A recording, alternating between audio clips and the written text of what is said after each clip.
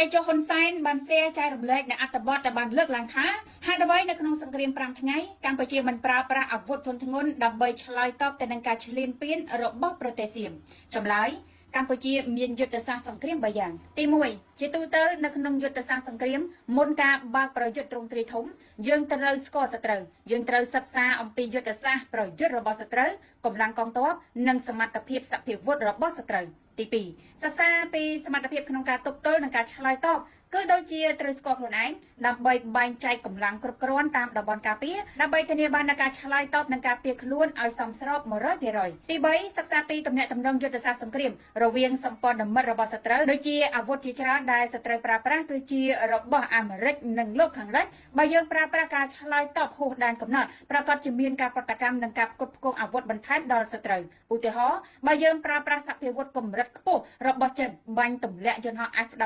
របស់អាមេរិកច្បាស់ណាស់ប្រកាសជាអាមេរិកមិនសុខចិត្តនោះទេអាមេរិកប្រកាសជាជួយគ្រប់គ្រងសភាវុធបន្ថែមឲ្យសៀមពេលនោះសង្គ្រាមនឹងកាន់តែធំហើយលោកប្រធានាធិបតីដូណាល់ត្រាំក៏មិនប្រកាសឲ្យមានបទជុំបាញ់ដែរបែរជាគ្រប់គ្រងសៀមឲ្យឈ្លានពានខ្មែរទៅវិញ